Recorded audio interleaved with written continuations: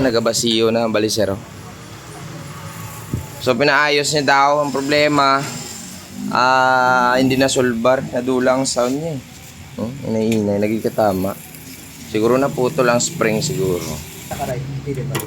Ariya, bago na yung spring na.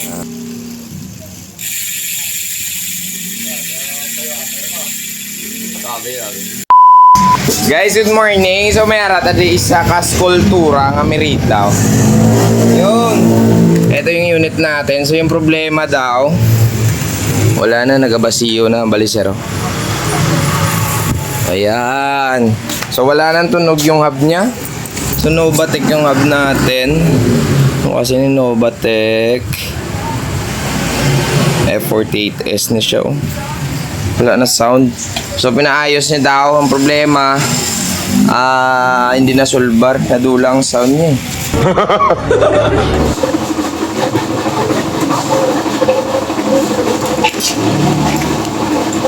Okay, tayo na sa pin. Baka matigas.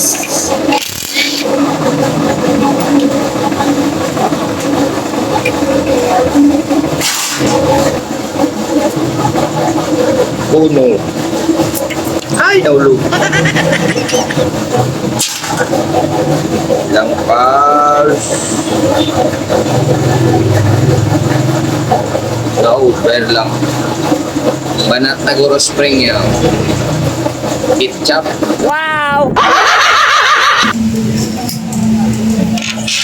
Yun, tapos ito yung sasagang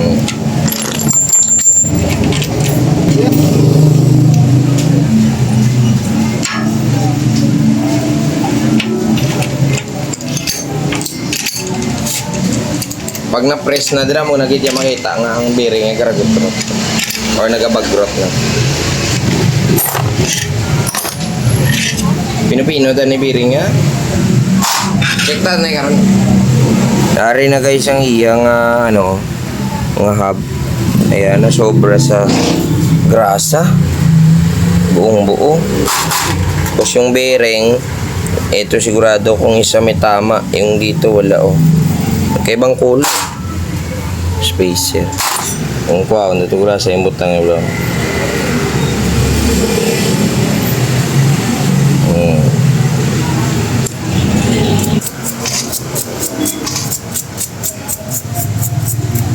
Namutyak sa So guys, rin na nabuksan ko na ang iyang nabuksan. Tinalibyo ako na gali. So, amo na yung aton nga problema. Subong nga taman, kuguro kalimpyo. So, ito. Bailuan na lang guro natin niya eh. Bailuan ta na lang. Gusto ko lang makita kasi yung yun. Nagakalas na sa. Yun.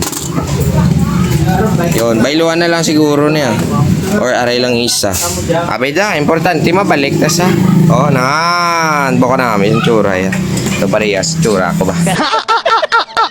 Okay. Hindi pa sa karay. Hindi pa. Ariya, bago na yung spring. Sound check natin guys. Ay wow, perfect ang liputa. Gago! Lami. Ito na natin mga guys. Wow. Nice.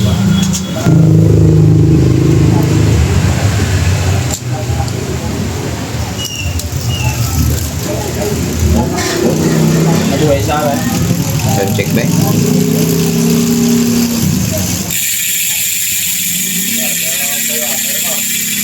Sabi.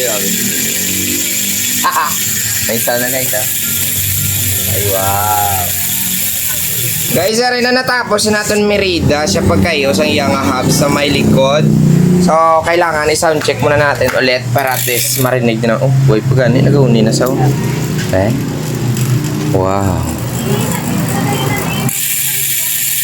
Yun, panis. Bago. So, bali nagpalit tayo guys ng spring para at least iwas dapyos. Ayos.